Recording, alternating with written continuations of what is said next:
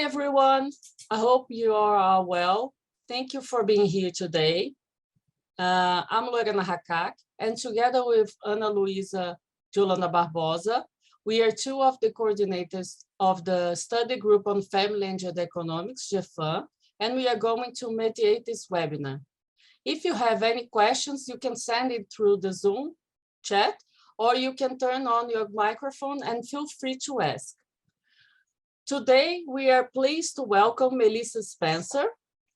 She will present her paper, Effects of COVID-19 Shutdowns on Domestic Violence in US Cities, joint co-authored with Amalia Miller and Carmit Segal. Shall we get to know our guest better?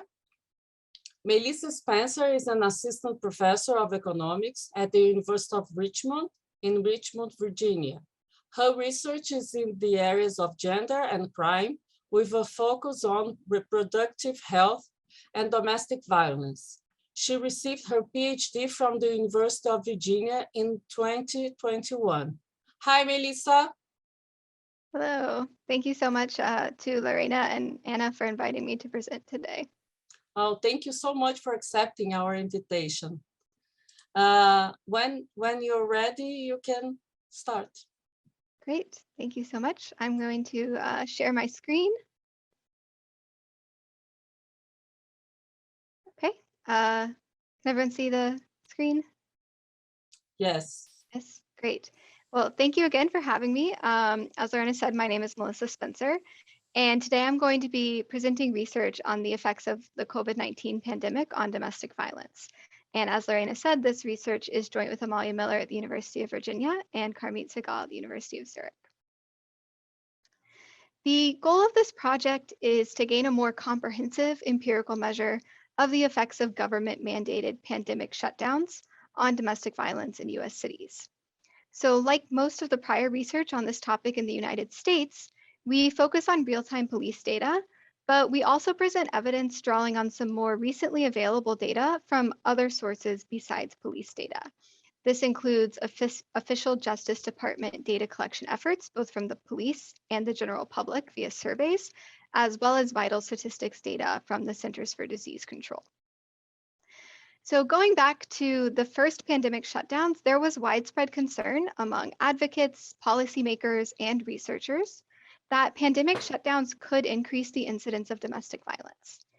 And these concerns were well justified because shutdowns or stay-at-home orders were likely to increase stress as well as the time that abusers and victims spend together at home. And shutdowns could have also limited victims' access to support services. Despite these important concerns, it is also possible that shutdowns could avert some domestic violence cases.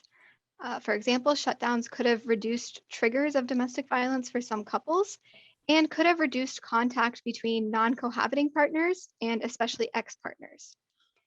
So in addition, although we were concerned about depressed reporting rates because of limited access to social support services, it's also possible that reporting of domestic violence could have been higher during shutdowns because of the extensive media coverage around the issue of domestic violence, as well as new pandemic programs and funding to support victims during the pandemic.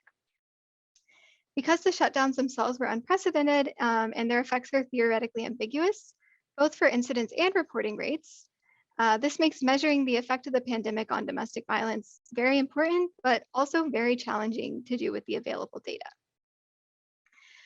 Motivated by this desire to rapidly inform policy development at the beginning of the pandemic, initial studies in the United States have been relying primarily on domestic violence data, which is available in real time. And in the United States, that data is police data on 911 calls and criminal incident reports filed by police. Criminal incident reports, I will refer to these throughout as domestic violence crimes or crime data. And these are reports that are filed by police to record cases where they believe a crime has taken place. So at the point that we observe this incident in our data, police have been called, they've arrived at the scene, they've determined that a crime has taken place and it's domestic violence, and they have documented this incident. It has not yet gone to court and been substantiated. So that's what I mean when I say crimes or criminal incident reports. Now, Melissa, yes, may I ask you a question? definitely, yeah. Is there a unified procedure in US to report domestic violence? Because I'll give only an example. In Brazil, it depends on the state. So the state has procedures for the officers to identify domestic violence or violence against women. How is it in US? Yeah, there are no uniform standards. Police departments do report crime data via the uniform crime reports. This data takes a year or more to be collected and made available to the public. Historically, the uniform crime reports have only included high-level crimes. So we would not observe, for example, if a crime was domestic violence, we may not observe simple assaults. Currently, the United States is moving towards the National Incident-Based Reporting System, where police departments are using uniform standards to report their crime data to that system. Not all police departments are currently connected to that system and using those reporting standards. So as far as this real-time data that we're using in this project, there's no uniform standards. Every police department's data looks completely different. And so one of the big challenges here was identifying police departments which even make available data in real time, and then making it, going through the data to try and obtain comparable statistics across these police departments. Okay, thank you. Yeah, and definitely feel free to jump in with questions at any point. So these initial papers, and as well as the media coverage in pandemic policy, tended to emphasize findings showing that 911 calls for domestic violence increased during shutdowns. But this was not a universal result, even in the initial set of papers. And studies that looked at crime data and accounted for seasonal variation actually tended to find that domestic violence decreased during shutdowns. So this leaves us with the open question, well, what really happened to domestic violence during COVID shutdowns?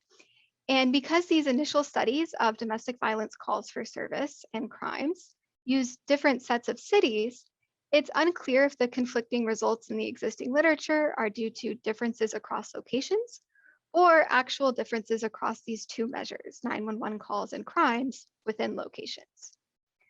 Our first paper on this topic looks solely at Los Angeles and includes a non-police data source from the local domestic violence hotline. So to begin with, I'm going to motivate this topic in our broader analysis by sharing some results from our study of Los Angeles, and then I'll turn to our paper I'm presenting today, which includes data from 18 cities. So why did we start with Los Angeles? Well, Los Angeles is a very large city. It's also a city in the United States that had early and very strict shutdown policies. Relative to other police departments in the United States, we were also able to access very detailed data in real time from Los Angeles. So this data included 911 calls, criminal incident reports, and arrests, with very detailed information on severity across all three of these measures. And then in addition, as I've already mentioned, we were able to obtain a non-police data source for Los Angeles, and that was data on calls to the Los Angeles County Domestic Violence Hotline. Here's some more detailed information about this Los Angeles data.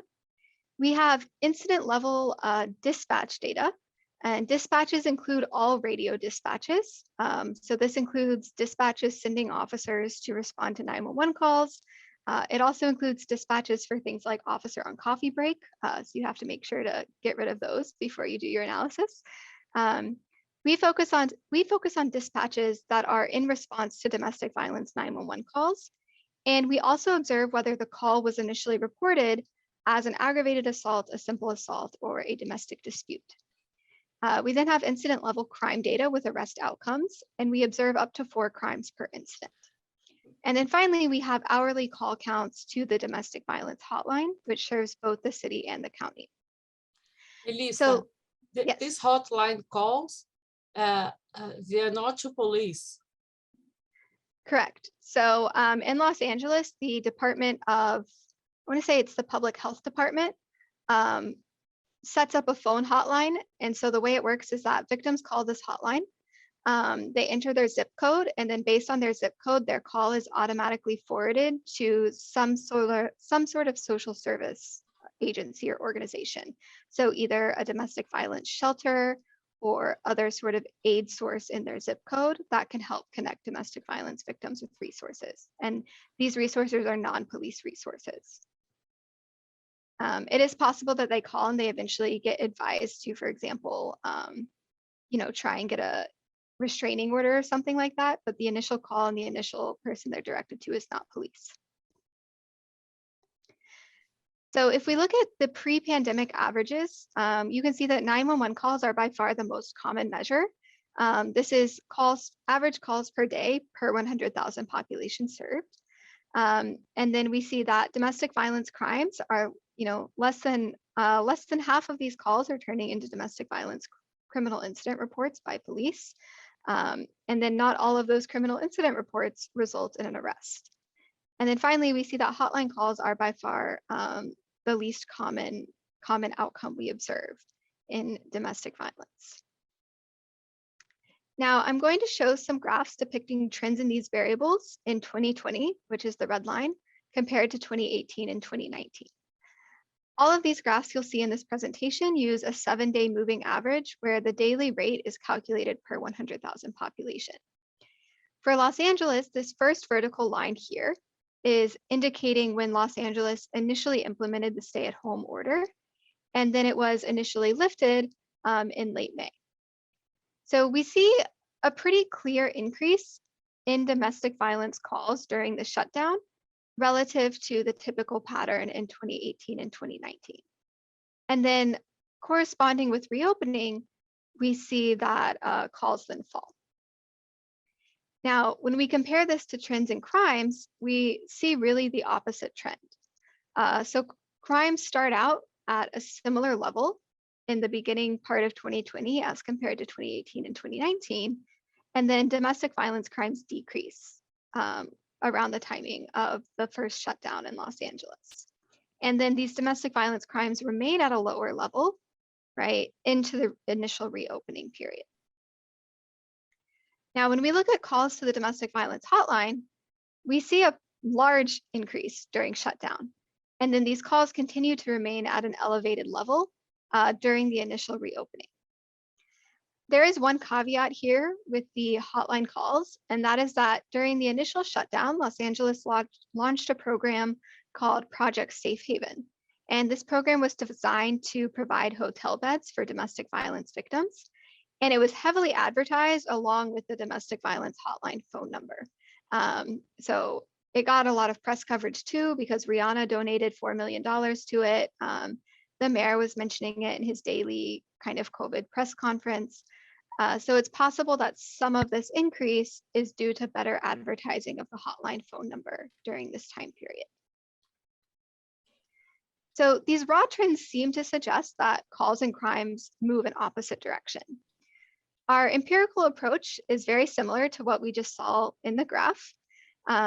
We look at the effects of the initial shutdown in 2020 compared to the same month and day of week in 2018 and 2019. And then we also allow for a different effect during the post-initial shutdown period. So following the date in late May, when Los Angeles initially lifts their stay-at-home order for the first time. And our regression results confirm the trends that we saw in these graphs. The initial shutdown is associated with a large increase in domestic violence calls, but a decline in domestic violence crimes. However, for incidents that are listed as crimes, we find that there's no change in the arrest rate. We do, however, confirm the large increase in hotline calls, but once again, it's difficult to say if how much of this is actually reflective of increased domestic violence at that time versus increased knowledge of the phone number. When we look at this initial reopening period, there are significant declines across all measures. So it is worth noting that this result is inconsistent with the idea that decreases in crimes during shutdown were due to suppressed reporting due to stay at home. If that was the case, we might expect delayed reporting so that there would be a subsequent increase with reopening when maybe victims were able to leave their abuser and report. But we don't find that here. In fact, we find that all measures are decreasing. However, Melissa, yes, may I ask a question again? of course. So DV calls, it's not the a rate, it's the number of domestic violence calls, right? The same with crimes and hotline calls. And Right. Okay, and why the number of observations in the arrest rate are so much higher than? So these are daily calls, the number of calls per day, and this is the number. The observation here is all domestic violence crimes, looking at the share that results in an arrest. Okay. So a different outcome measure here. This is, of all domestic violence crimes, of which we observed, 29,000 during this sample time frame, does the share that in an arrest change? And we find that it does not, at least not during the initial shutdown. Okay, thank you. Mm-hmm. I will say that we are cautious in interpreting this post-initial shutdown data.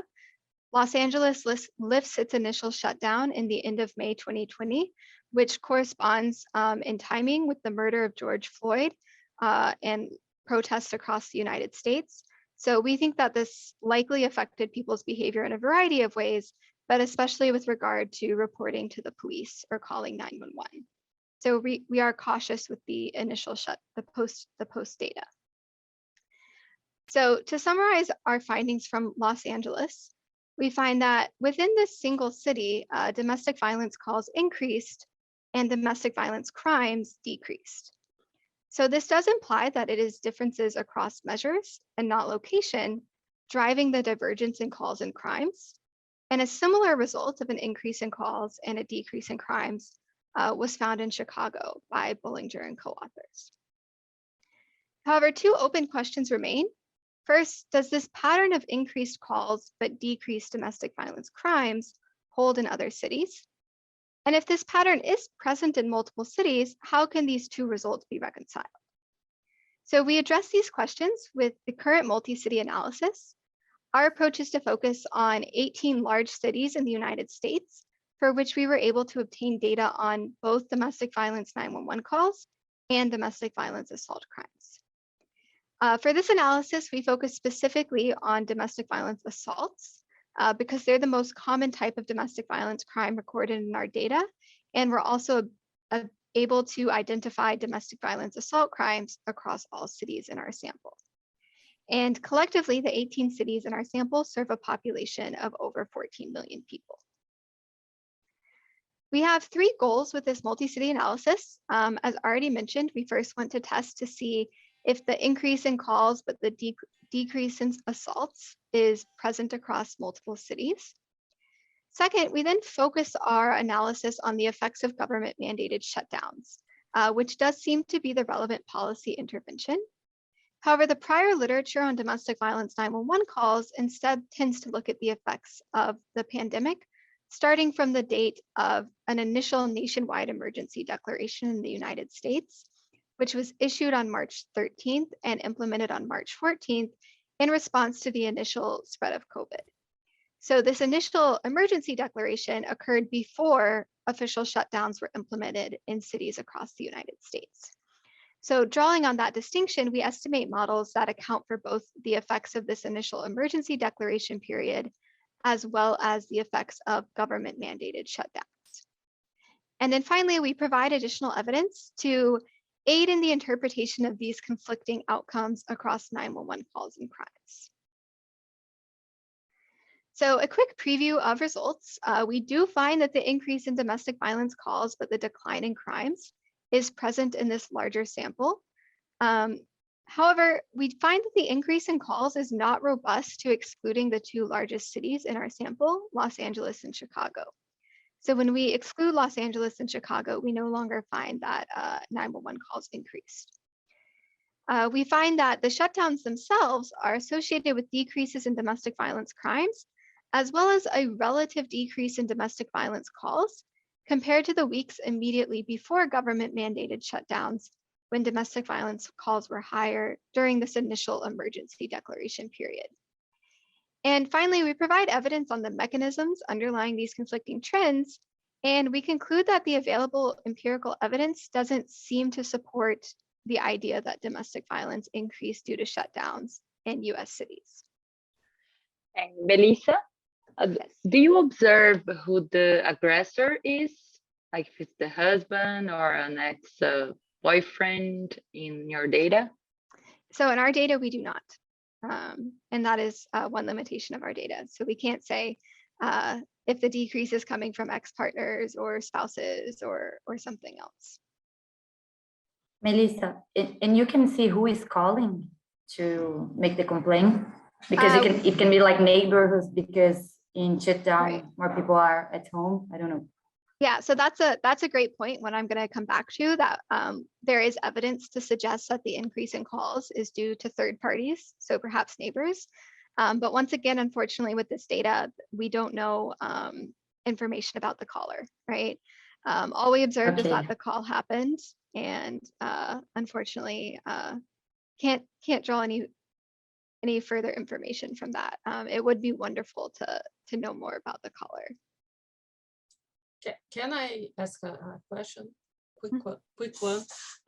Do you use data about? Do you use homicides or just the assaults? So this is just assaults. So aggravated assault or simple assault. I will show in a bit results for intimate partner homicides, which are, there is a national data collection on homicides, and that data has more recently become available, and that's where we're going to pull this from. Okay. So our main analysis uses daily city level data as our unit of observation. The outcome variables are 911 calls and crimes per day per 100,000 population served by the police department. And we use a fixed effects approach with controls for city, month, day of week, and year, and then we weight by population. Our sample period is going to run from January 1st to May 5th in both 2019 and 2020. And we stopped the sample on May 5th because the first reopening in our set of cities is May 6th. So we're really focusing on the effects of this initial shutdown with this analysis. We use 3 models to test the effects of the pandemic on domestic violence. Model 1 is estimating the effects of government mandated shutdowns without accounting for the initial emergency period. Model 2 estimates the effects of the nationwide emergency declaration starting on March 14th without accounting for shutdowns. And then finally, model 3 includes both variables, which allows us to estimate the incremental effects of shutdown above and beyond the effects of the initial emergency declaration. Melissa, do you have a variation in the shutdown policies between the counties in your data? Yes, great question. Okay. So here are the list of police departments in our sample, and you can see the dates of their initial stay-at-home order and the date of their initial reopening. So the earliest stay-at-home order is implemented on March 17th. And then you can see, some of these cities remain in stay-at-home until June 1st, and some of them are reopening as early as May 6th.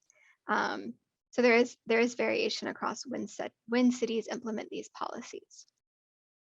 And for comparison, the date of the initial emergency declaration nationwide is March 14th, which in some of these cities is more than 2 weeks prior to when they implement their initial government mandated shutdown. So when we pool data from 18 cities to look at raw trends, we find that the trends confirm what we found in Los Angeles, that domestic violence 911 calls increased early on in the pandemic, but that domestic violence assaults decreased. So this data is pooled across the cities and scaled to total population to create these 7-day moving averages of the daily call and crime rates. The dashed vertical line is indicating the date of the initial emergency declaration in 2020. And these solid vertical lines are indicating the various city shutdown dates.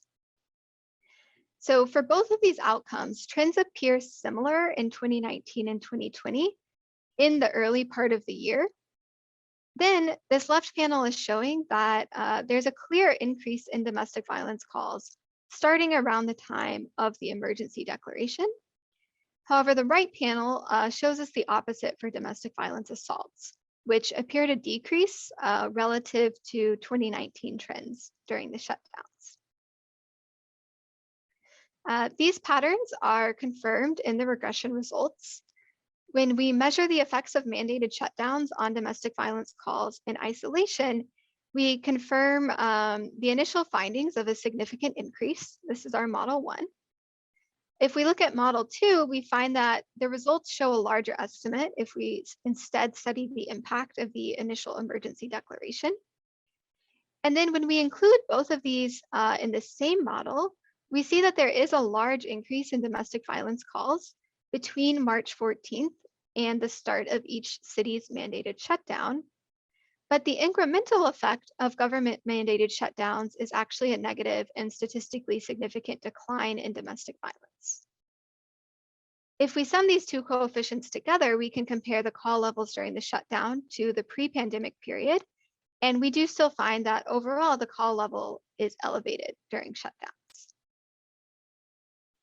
When we look at results for domestic violence assaults, we see the opposite story. We see clear evidence of a decrease, both looking from the start of the city's government mandated shutdown period or from the date of the nationwide emergency declaration. When we distinguish between these two, we find that there's no change in the rate of domestic violence assaults during this initial emergency declaration period. And instead, the decline is driven by government mandated shutdowns. In separate models, we confirmed the lack of any significant pre-transit outcomes in the weeks leading up to shutdowns after we control for the initial emergency declaration. We also confirmed that the results are robust to adding 2018 data, to omitting one city at a time, or to limiting the sample to cities that participate in the National Incident-Based Reporting System. So this gets a little bit back to Paula's earlier question. There are 8 cities in our sample of 18 that do report crime data to the National Incident-Based Reporting System. So we might wonder if their real-time data is of higher quality because they report to this. And when we limit to those 8 cities, we find that the results are unchanged. Melissa, I'm just curious, why haven't you used the 2018 in the main sample instead of beginning in 2019 if the results it's robust? You have one more year to control for other trends and time fixed effects. So there are I think 2 or 3 cities who only started putting real-time data out in 2019. So we have to drop those cities when we add 2018. So that's the reason. Okay, I see. So here are the results of these robustness checks for domestic violence assaults. And this shows model 1, so just the shutdowns, and then the effects of the shutdowns controlling for the initial emergency declaration in model 3. And we find across all of these alternative sample definitions that there is a significant decrease in domestic violence assaults during government mandated shutdowns. As an additional check, we also look to see whether these trends are consistent for the largest city that is not in our sample, and that is New York City. We were unable to obtain incident level daily data from the NYPD. However, they do make monthly data on domestic violence felony assaults and domestic violence radio runs or 911 calls available online. And here we see, once again, roughly the same patterns corresponding to the timing. Vou pegar aqui o fone de ouvido para ela.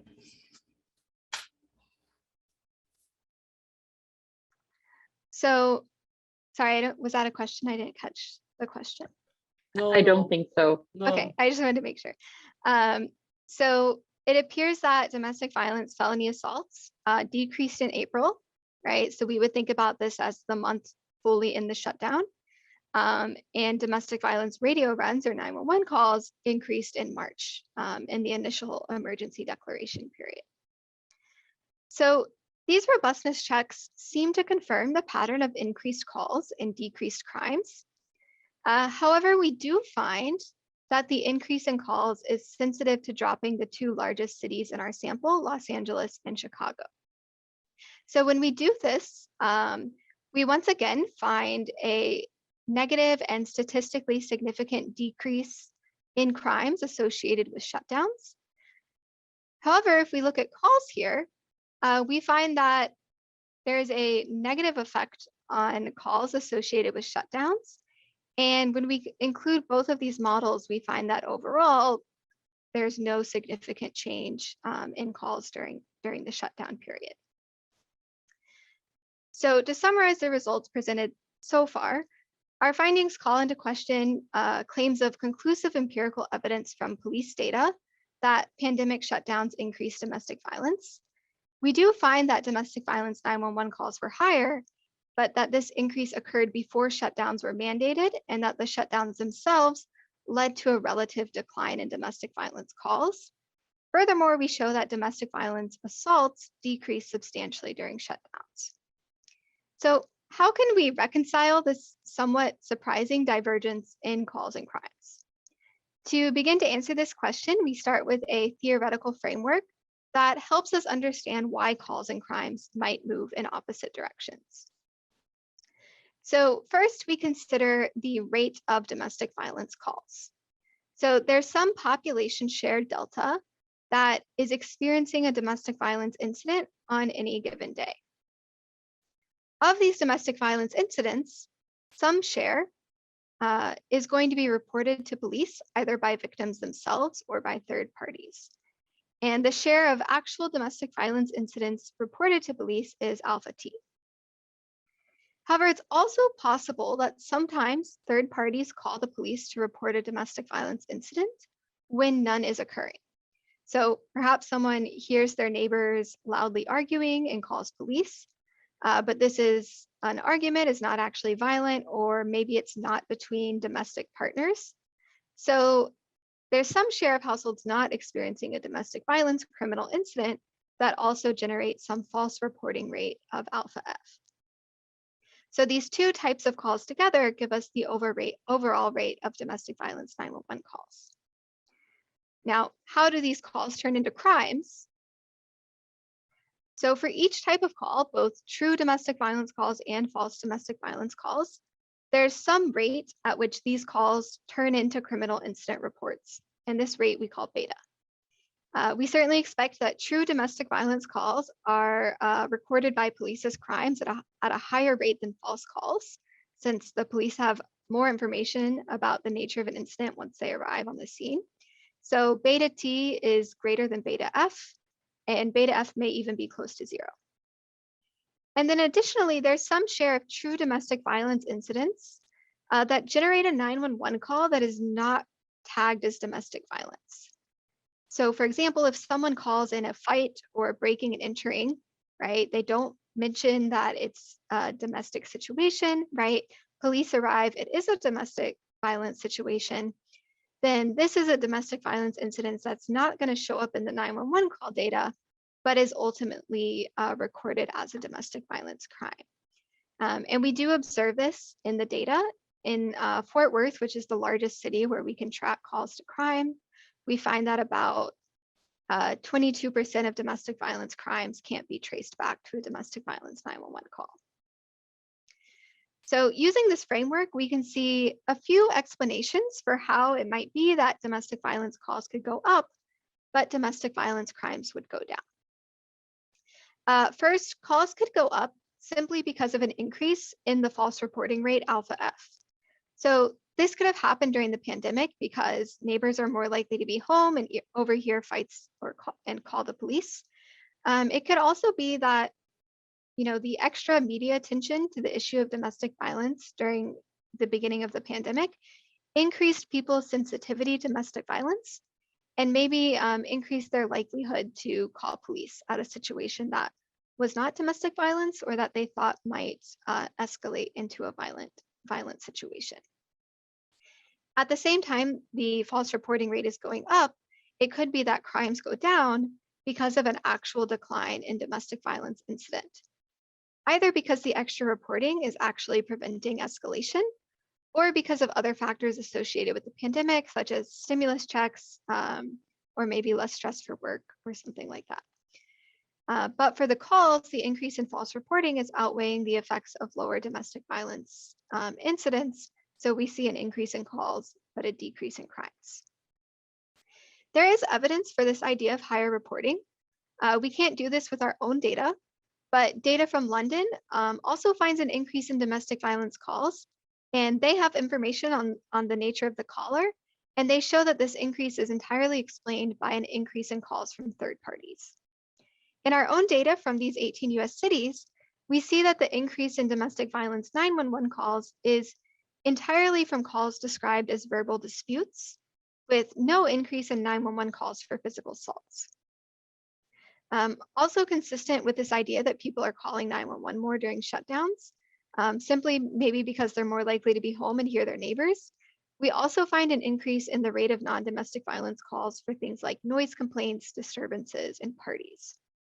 So this is the explanation that we favor for explaining the divergence in calls and crimes, right? That this increase in calls seems to be driven by an increase in calls recorded as verbal and not physical.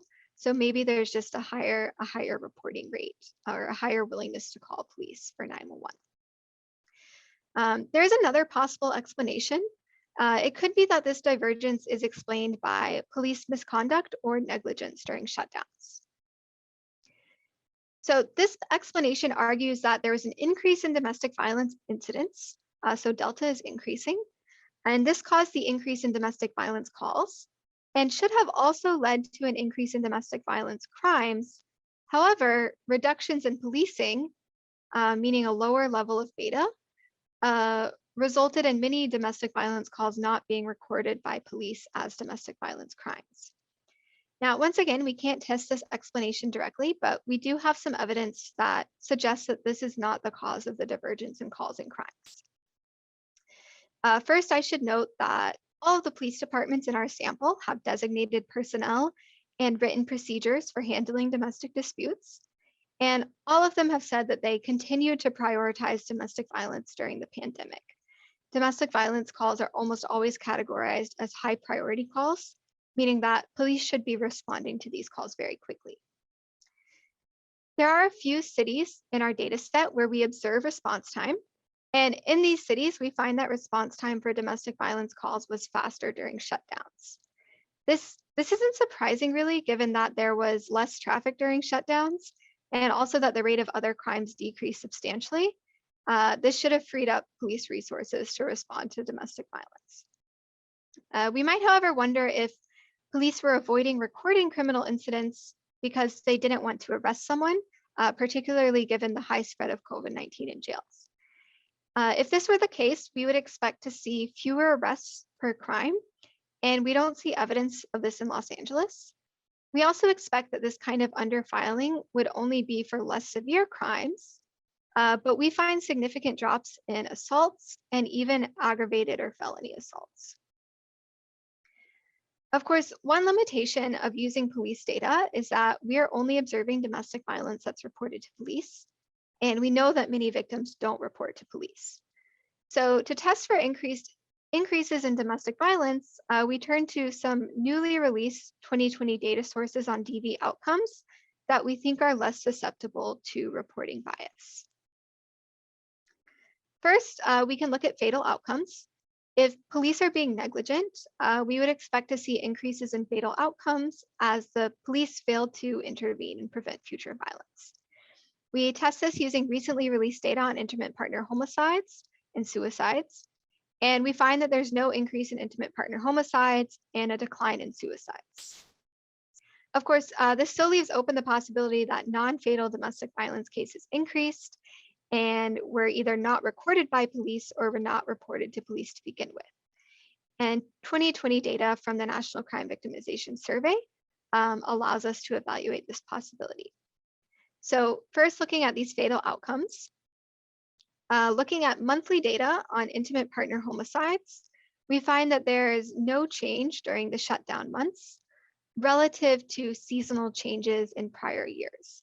And this result is robust to a number of different sample definitions. For suicides, we find a significant decrease from the first quarter to the second quarter relative to the same change in 2019.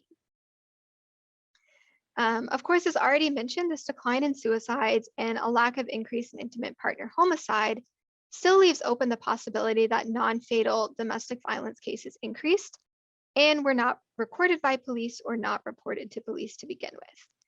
We look at this more closely using the National Crime Victimization Survey, which has the particular benefit of not being subject to reporting to police.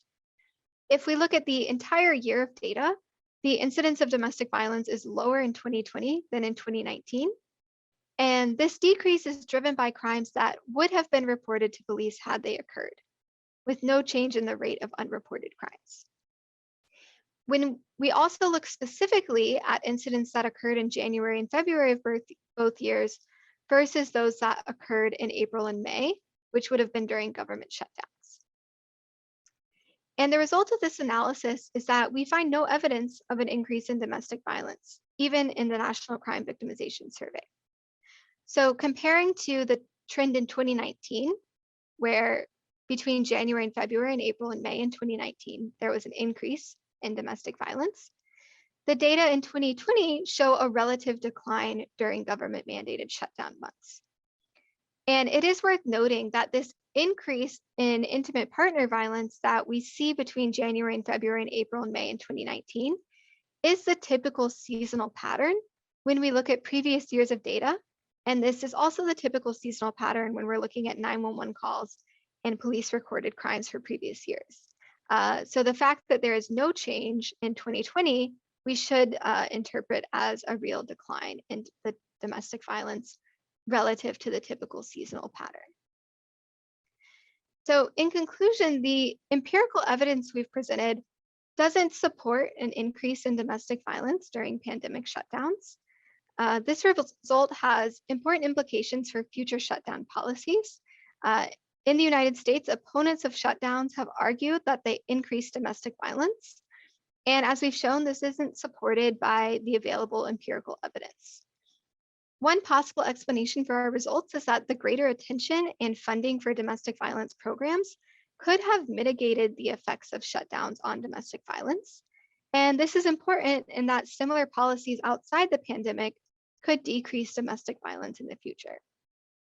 And finally, our analysis also highlights many of the challenges in using real-time police data to measure changes in domestic violence, and specifically the dangers of relying on 911 call data alone.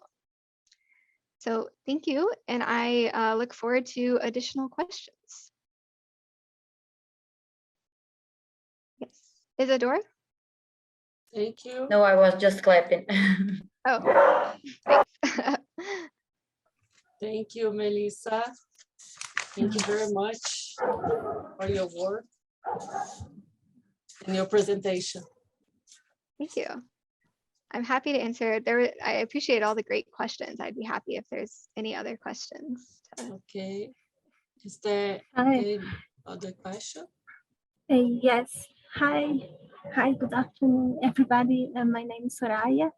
I'm a postdoctoral researcher at Fundação Getúlio Vargas, and I'm also working with domestic violence. So it was nice hearing your paper, your presentation, Melissa. And the question I have is, I don't know if you're aware of the work that Balotra is doing in Chile, Sonia Balotra, that actually she finds similar findings than like yours. For example, I think it's actually very similar. A rise in calls and then a decline in crime. I think her paper is in ESA, and what I found that it was that I liked about that paper was that she tries to explain the mechanisms using data from labor market. And she uses a Bartik instrument to try and isolate the effects that could be related to labor market shocks from the effects of shutdowns. And she finds that some evidence of underreporting in crimes. But yes, and she tries to explain that with this model of ICER about the change in relative wages. And what she finds that women lost their jobs and they find more reluctant to report crimes to the police because they feel insecure. That's the explanation she gave in the paper. Interesting. So Yeah. I thought it could be useful. Yeah, thank you. Yeah, I'll have to make sure. I think I might have seen maybe an earlier version of that at some point. It sounds familiar at the very least, but I'll definitely look into that, and I appreciate that comment. One thing I would say is I think, yeah, the question of labor market effects, right, which we know from previous work on domestic violence. For example, the work on gender wage gap by Anna Azer, right, looking at these effects on domestic violence does seem relevant, especially for COVID. In our paper on Los Angeles, we control for unemployment, both men's and women unemployment, and it didn't change our finding of an increase in calls and a decrease in crimes. And sorry, then I remembered another article from the United States that showed, I think you already said this during your paper, but the role of emergency cash transfers to reduce violence during the shutdowns. Maybe it's relevant. And I think they tried to split the sample among migrants and non-migrants. I don't know if you've heard, I can look for the name later. But they found also that non-migrants did not have a rise in violence versus migrants that are usually not, they don't have papers to receive this aid. Okay, great, thank you. Melissa, we also find similar results that those that Soraya is mentioning about the emergency cash transfers that Brazilians received here, and other programs. We had a program to secure employments, and I don't know if you had like some public policy to explore with your data, but we do find some similar results that those policies, they alleviate the negative result that we find. And so possibly like a story of economic stress more important than the emotional stress from lockdown. Yeah, thank you. Yeah, and I think those results are really interesting. And in our paper, we say there's a number of explanations. There's all these programs, the stimulus checks, really alleviating economic stress. Higher reporting, higher awareness of domestic violence could also be a mitigating factor. For example, I was talking to some organizers of a domestic violence shelter in Virginia, actually, and they were talking about how they've had extra funding for their program this entire time period that has increased their ability to help victims. So yeah, I think there's a lot more to be done, and it's great that people are working on this, on figuring out which specific policies were most effective in mitigating domestic violence during the pandemic. And Melissa, one question. Do you have data about the number of female officers? Because you could think that maybe if you have, I think there is a paper of your co-authors that shows that female officers can improve. And I was wondering if you have the data, because you could show, like, I don't know, if in cities with more female officers, that rate, that difference between calls and crimes could be different from others. I don't know. Yeah, so my co-authors, Amalia and Carmit, have a paper looking at female officers in domestic violence. We do have that data. I think at the time we initially started working on this, the most recent year of data might have been 2018. And at some point, I'm pretty sure we did control for that.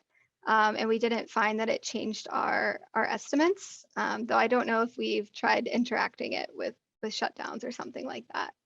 So yeah, thanks. Hi, Melissa. Thank you very much for, can you hear me? No. Yes. Yes. It's so, I can hear you. You're quiet, but. I'm sorry. Let me see. Can you hear better now? A little bit. Yeah, I can hear you. Thank you very much for your presentation. Really interesting paper. And I have a question regarding the type of data that you have. If you have data on disaggregated data on economic conditions of the area, so maybe poor areas or rich areas, if they are different. And second question is related to general crimes. So did you see any pattern regarding calls and crimes, general crimes? And if you see that, if you check if the same pattern that you saw with data regarding domestic violence, you saw as well in the regarding general crime. Thank you very much. Yeah, great questions. So we see that non-domestic violence assault crimes are down substantially during shutdowns, far more than domestic violence assaults. So a large decrease in general assault during shutdowns, as well as a decrease in 911 calls for things like that. For your first question, the level of geographic detail we observe differs across the cities, depending on what data they make available. I can say that we were interested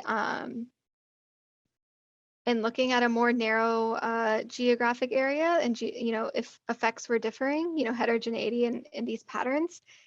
And we checked this in Los Angeles, where we had information in the crime data only on victims' race. And what we found is that using that information for each crime on victims' race, we found that there is a decrease in domestic violence crimes with Black or Hispanic victims, and no change with white victims. And then we compared that, because what we wanted to do was we wanted to look at the same thing for 911 calls, but for 911 calls, we didn't have victims' characteristics. The best we could do was look at the demographics of the specific city block. But when we did that with crimes, we find that when we're looking at the block level, we didn't find these race patterns that we knew were there because we had that data on individuals' race. So this was telling us that the block level analysis was not capturing this heterogeneity that we would get if we had information on victims' race or on victims' socioeconomic characteristics. So that's one reason we haven't done more with that. Is there any other question? No? Okay. I would like to thank Melissa for being here today, and to say that our next webinar is going to be on April 29th, when we'll have a special webinar, a special joint webinar with Inter-American Development Bank, FIP, and Economistas. See you all there. Bye-bye. Thank you, Melissa. Thank you. Bye. Thank you, Melissa. It was really good. Thank you. Thank you for all your feedback.